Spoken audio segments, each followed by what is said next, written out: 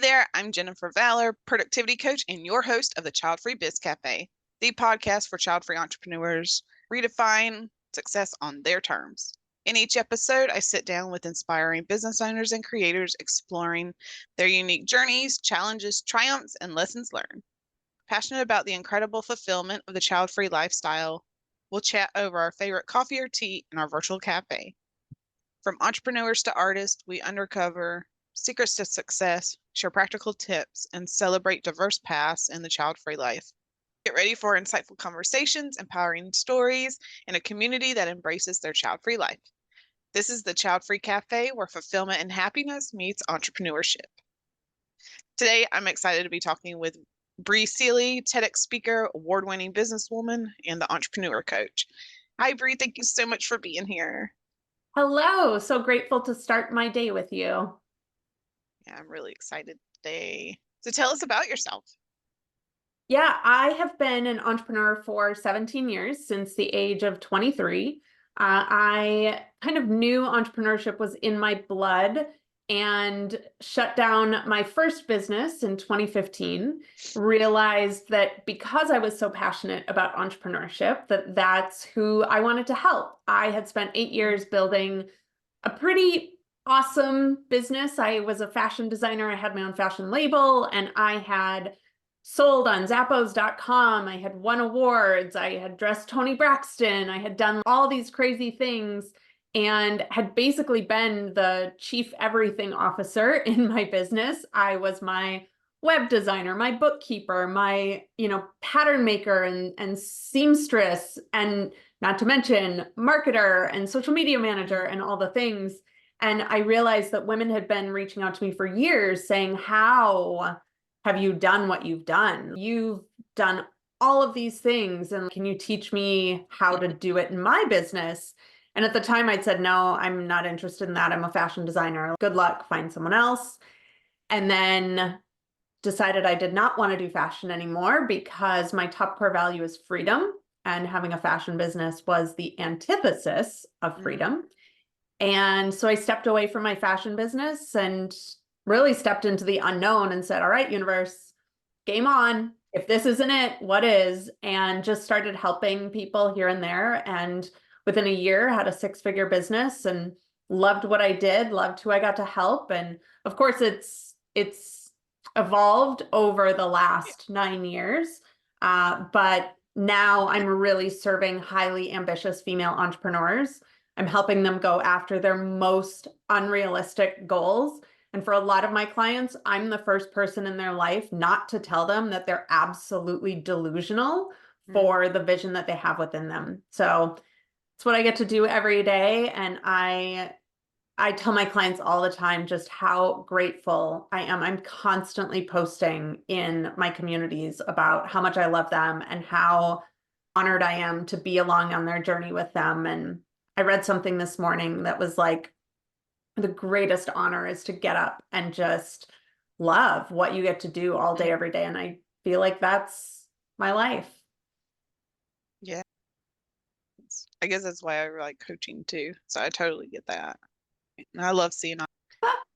I don't share a lot. I try not to share too many client success stories, but I do share a good amount. Like, I'm really excited for my clients, and they're doing amazing things. And it's as a result of them boldly putting themselves out there and having the gumption and the courage to continuously take those steps. And it's just so freaking cool to bear witness to. And so sometimes I just can't help myself and I just want to shout it from the rooftops. That's the best kind. So share a little bit about your child-free journey. Yeah, I have known basically my entire life that I did not. My mom has told me that I said to her at the age of 5 that I never wanted to be a mommy. And I, of course, don't remember it. I have no recollection of it, but it's just something that I've known about myself. When you're in elementary and middle school, it's like not really a conversation that comes up, doesn't really matter. But I know for sure once I got into college, I grew up in the Midwest, where basically it's like you go to college, you meet your husband, you get married, you get a good job, you buy a house and a car, you have kids, and like that, and then you wash, rinse, repeat for the rest of your life.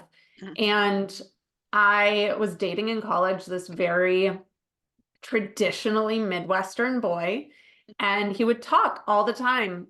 I was 19, 20, 21 when we dated, and he would talk all the time about when we have kids together. And I would look at him every single time and be like, you have to know that, like, I don't want that for my life. And he would always look at me and say, oh, you'll change your mind. And every single time I was like, have you one, I know myself. I know myself very well. And two, I'm also really stubborn. So I'm the kind of person that, like, even if I did change my mind, I wouldn't change my mind because you think I'm going to change my mind. So, like, do you really want to hedge the bets for your future on me changing my mind and becoming someone else? And so I broke up with him 5 times over the course of 3 years. And fifth and final time, like, I knew it was done. I knew we didn't want the same things. And I knew that I had to let him go because I was then preventing him from what he wanted. So it's just now been something that, like, I've known about myself. And when I was 26, I started asking my doctor to be sterilized. And at 29, I finally kind of took it in my own hands because she kept telling me, you're too young. No one will touch you. No one will do the procedure on you. Change your mind. Like, it was every single year we had the conversation. And so finally, I had gone to see a gynecologist for something. I was having some issue or something. And so I was already in this woman's system, and she did the procedure I wanted. And so I just called in an appointment. Like, I didn't need a referral at that point to get in their system because I was already in it. And so at 29, I went and I had the Assure procedure done, which, for people that don't know, it's no longer done. It's no longer on the market. I have nickel coils inside my fallopian tubes. And so what they did was they insert them in your fallopian tubes. The coils then cause scar tissue in the fallopian tubes, and basically the tubes scar closed. And so I still have them in my tubes. I have them checked periodically to make sure they're still in the right spot. I'm healthy, I'm good, I'm great, everything's running fine. I think the biggest thing for me was dating. So then I was single for about 12 years. And I remember going on dates with guys, and the second they found out that I didn't want to have kids, it was like, bye. I even had a guy, I wrote an article for the Huffington Post in 2014 that went viral. It was read on all 7 continents. It was republished in French, German, and Spanish. I was called by the Today Show to be on the Today Show because of it.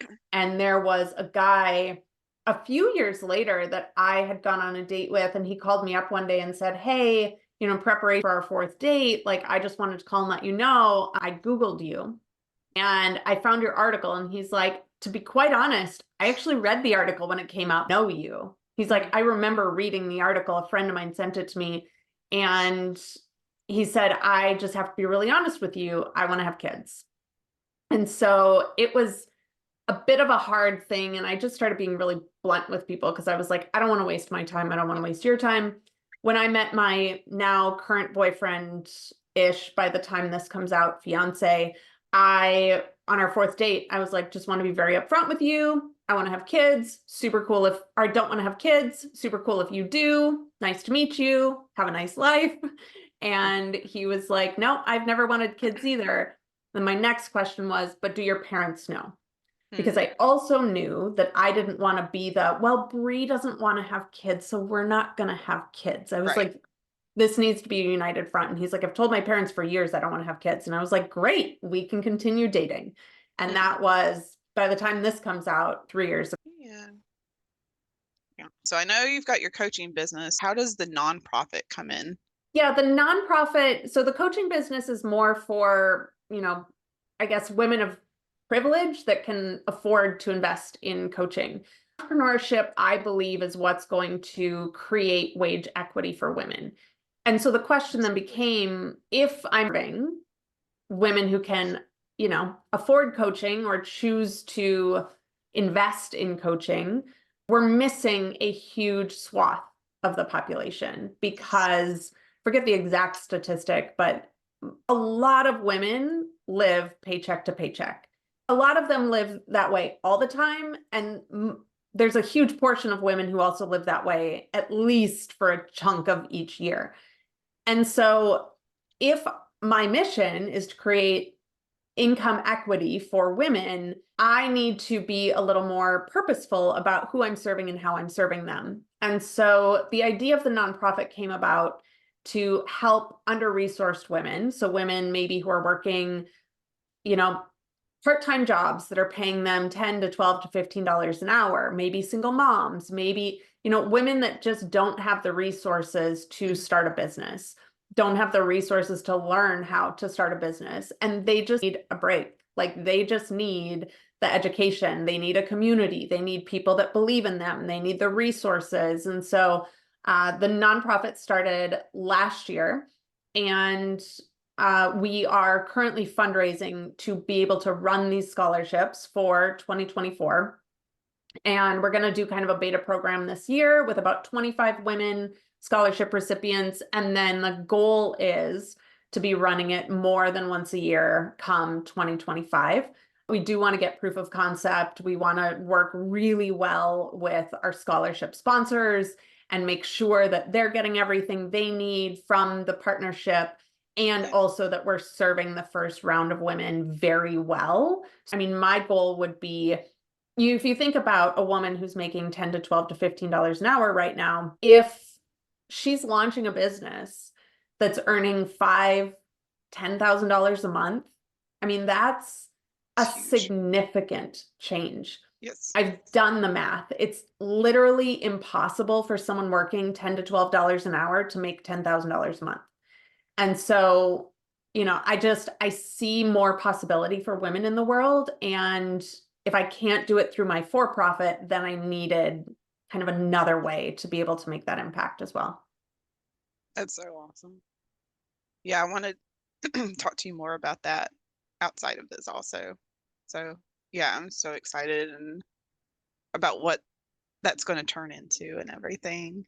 Well, and for any of the entrepreneurs listening as well, we do an annual conference that is going to now start tying in a lot of the scholarship stuff. So the annual conference is kind of a fundraise / like, let's all also get together, learn from the best of the best of the best. And so it's in Tulsa in November. And if anyone's interested in learning more about that, the tickets are available at successbecomesme.com. Okay, and I'll put that link down below also. Cool.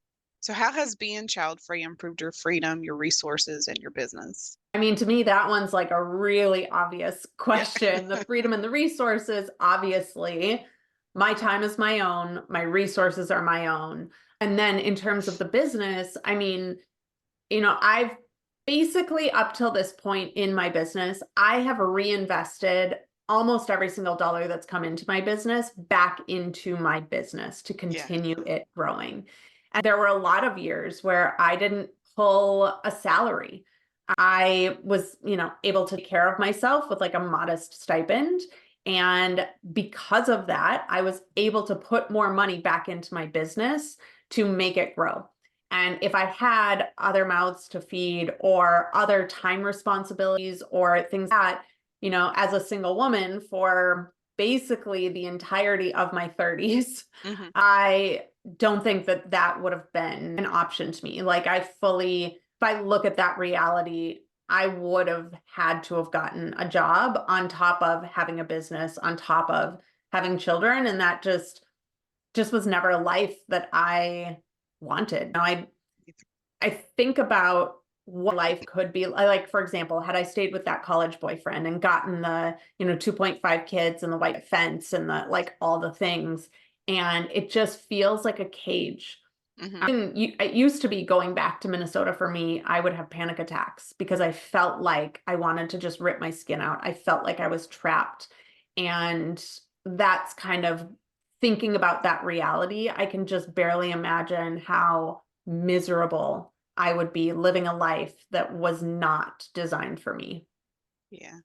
For that, how can being child-free let us have a bigger impact and be able to leave our own version of a legacy, or with your business and then now with the nonprofit also? Yeah, I see so many comments online from people that hate child-free people are just so mind-boggling to me. And they leave the cruelest on that Huffington Post article I told you about. There was some old man in the Midwest that was a police officer that commented, "You're gonna die alone." I'm just like, is that really necessary, keyboard warrior? You do not have better things to do with your life.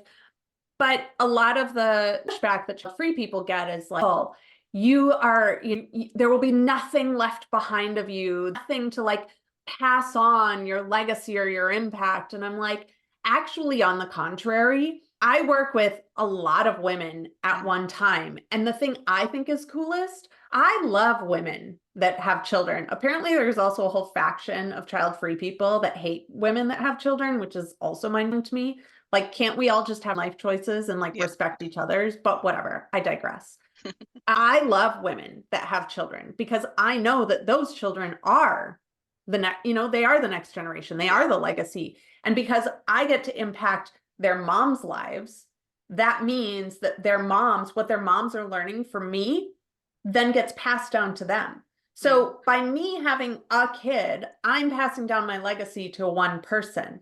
I'm currently, for example, right now, I have a mastermind, 10 women in that mastermind. Not all of them have kids, some of them do, but like the impact that I get to have on those 10 women in an hour and a half a week, and then the impact that that gets to have on their children and their family and their friends and their clients. And then it creates so much more of a ripple effect than if I were to just focus all of my impact on like one human being that just happened to come from my DNA. Yeah. I feel like with that extra time freedom and income, we're able to help a lot more people that way. I'd much rather focus ripple effect too. Like I don't need to be the one touching all, like I just need to empower the next person that then gets to empower the next person and the next person. And it creates such a beautiful web of impact that I would much rather have that any day. Oh, absolutely. Me too. So I know you just lost a fur baby, your cat, and I know it was really hard for me when I lost my dog. And and it was a weird dynamic of grief from my dog than when my mom passed. Just going to talk a little bit about how pets, I don't like to say they're our babies, but yeah, they're pretty much our babies. I know there's no comparison. It's a whole different aspect of it. Yeah. Yeah, so Peaches was 17 and a half. She was like 6 months away from being, a legal adult. And I got her when she was about 6 weeks old. And she was with me through so much. And she kind of became, I joked a little bit, like my little therapy animal. She saw me through a relationship, outside of realms of like college and grad school, leaving that relationship, buying my first house, deciding to sell that first house to really go out and go after my dreams with my fashion label. She saw me go through the anxiety and the depression that I went through with my fashion label. She saw me shut it down. She saw me start like she was with me, and actually she had a sister too, but her sister passed in 2018. So they were with me for my like formative adult years, Yeah. basically from the age of 23. Oliver lived in E5, and then Peaches passed just last month when I'm 40. And looking at all of the experiences that I had with her that she was there with me for. And she was a particularly cuddly cat. In fact, it's one of the reasons I've said I don't know if I'll ever get a cat again, is because Peaches was so affectionate. If we were in the room together anywhere, she was touching me. She was in the mornings on top of me. She would curl up and put her little head on my heart. If we were taking road trips, she was in my lap, passed out during the road trip. Like she was just so affectionate. She let me do kind of anything and everything to her. Did you see the Time magazine cover with Taylor Swift that came out where she had her cat draped over her? Yeah. Totally recreated that. Peaches hung out. I FaceTimed my sister, and Peaches just like laid there on my shoulders. Like she was just such a cool cat, and she loved humans. And so she really truly did support me through Mhm. so many emotional highs and lows. And I'm gonna tear up a little bit talking about it. It's been a month and I thought I was over this. If I was upset about something, I would immediately go sit on the couch or something. She would join me, right? Like, he was the one that was there for me for 17 years. And so, think about losing something like that. And as we were talking about earlier too, before we started recording, she was there all the time. Yeah. When we hit a certain age, we're still in contact with our parents, our grandparents, our family members, all that stuff, but they're not an integral daily part of our lives. Yeah. Peaches was the first thing I saw every single day when I woke up. She would scream every morning to get me up to feed her. And she was the last thing I saw every night before I went to bed. I mean, she was such an ingrained part of my daily life that Yeah. she was my baby, and she needed me to take care of her. If I didn't feed her, she didn't get fed, And so maybe it was an unhealthy codependent relationship. I don't know. Pets are just special little beings, They are. and it hit us really hard. Also, so my boyfriend and I have been together 3 years. And he told me that apparently when he first met me, he, met Peaches and was like, she's on her knees. He's like, I'm not get attached to her. Like, she's on her way out. I'll like the cat, but I'm not really going to get engaged with Right. the cat. He was devastated. Mhm. And he said to me, he's like, I don't know when it happened, but that little 5.5 pound fur ball weaseled her way into my heart. And Yeah. so we have been navigating a lot of grief. And one of the things that I also have been playing with a lot is this idea that I never want to get stuck in my grief either. And all of this happened with Peaches on the heels of my best launch in my business to date. And so on one hand, I'm like celebrating this 6-figure launch. Yeah. And on the other hand, I'm having to hold compassion self because I feel like I just lost a part of myself. Yeah. And it's been a really interesting month of not to negate the highs because of the lows Right. or ignore the lows because of the highs, and really hold space for both of them at the same time. So we do have a husky as well. So I came into the relationship with Peaches, and my Mhm. boyfriend came into the relationship with a husky. So I'm now a stepmom to a 7.5-year-old husky. And he actually definitely went through some grief as well. But I think he's settling into the only child life pretty well. So It's interesting that your cat was 17 and a half because my dog was also, well, he was like 1 month shy of 18. And I had him since he was one. And at the time, I was in high school when my parents had just finished getting a divorce and we were selling the house. I always wanted a dog. They wouldn't let me. And I'm like, time to get a dog. And it kind of fell in my lap. And he had been through the toughest times in my life for sure. And I was completely devastated. He was gone and he had a good long life and everything. But I've yeah. never been able to bring myself to get another dog. So now I've got free roam house rabbit. And I keep looking over because I keep hearing her hopping around. So I adore her. I guess I'm a lot more of a dog person. I love them differently, I guess. It's just weird, but I can't imagine not having a pet at any point. Yeah, it'll be interesting to see when Waylon goes, like what we decide to do. But also, I feel like our lifestyle is going to be so radically different at that point as well. Mm. And, it's going to just depend on a lot of factors. But I actually, when Jordan and I first met, I said to him, when Peaches dies, do not ever let me get another cat again.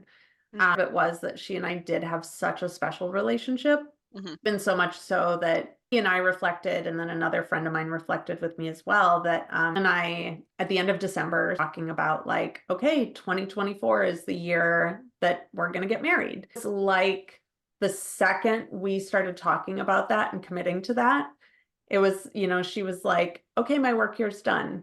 And it really felt, I'm going to start crying again. It really felt like it was like of a chapter and the Yeah. opening of a new chapter for me. And It's amazing how intuitive our pets are and how they know that, work here was done. Yeah. She brought me through so much in such a short amount of time.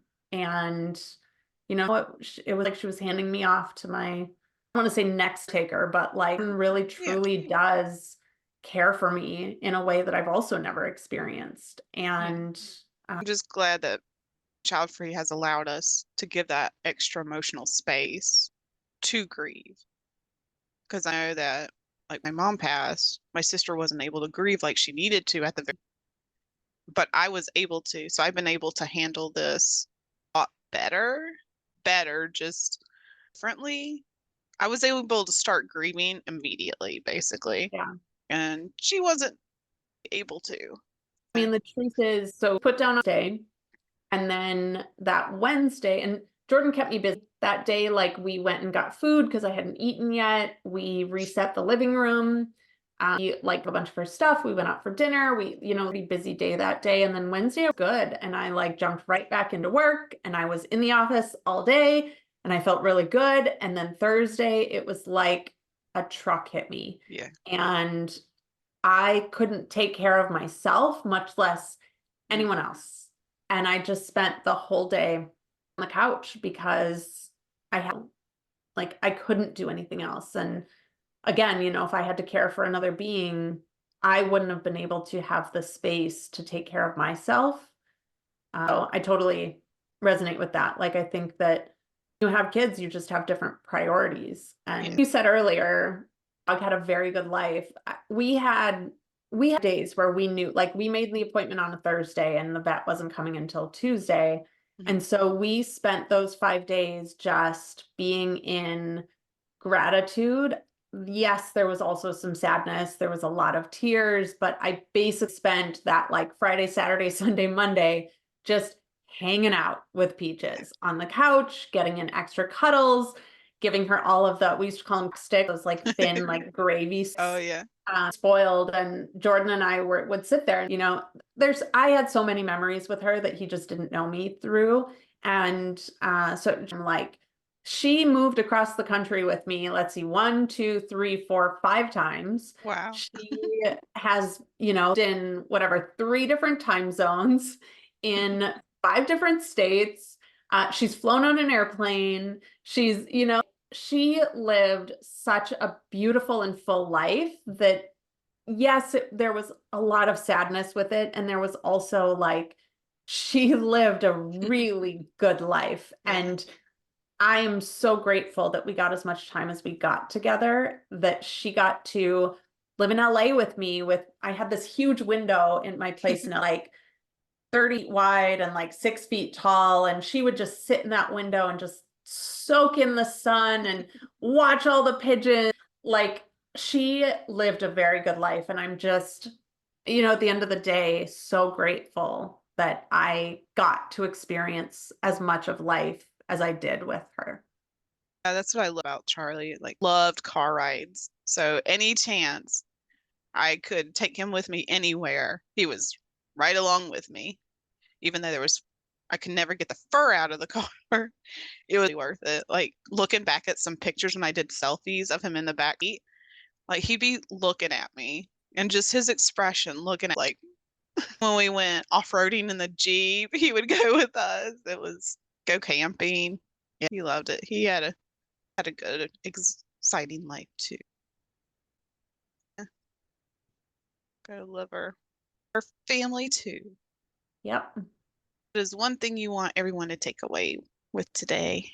I think the biggest thing that I see for a lot of child-free people, and I'm very lucky that this didn't happen to me for the most part. My mom and grandma always told me, like, get to create your life. You get to decide what you want for your life. I think there's a lot of parents who are like really put pressure on people. When are you going to have kids? When are you going to do this? When are you going to do this? And I think the biggest thing that I see is, as child-free people, if that's our experience, we just need to have so much compassion for ourselves. We need to really just honor the fact that we know who we are and the appropriate boundaries if it's something that's too big, but trust that we know ourselves and that we know our decision. And if there are people like that around us, decide, what do I need? I give it to myself / ask for some boundaries to be put in place, and just really honor the fact that what we need, and we don't need to be questioned by anyone else. Surrounding ourselves by the people that are going to honor and respect our choices and our wants and our needs for our lives. Yeah. Can we connect with you? Find me everywhere. If you look up my name, which is Bri Seeley, Bri, S as in Sam, Eeley. Everyone always forgets that third E. Also, if you look up the Entrepreneur Coach on any platform, I'm also there. I'm on Instagram, TikTok, Facebook. My website is my name, briseeley.com. So come hang out with me if you're an entrepreneur. I have some free resources on my website to help you make sure that your business is designed for you to not overwork and underlive, because none of us became entrepreneurs to miss out on our lives. So hop on over to my website, grab my free resource, or feel free to just DM. Yeah. So that's a wrap for today. Thank you so much, Bri, for being here. If you enjoyed this episode, hit subscribe, share your thoughts in the comments, and send this to your child-free friends. You can connect with me on social as Productively Child Free. And remember, you're not alone. Until next time, stay amazing and live life your way.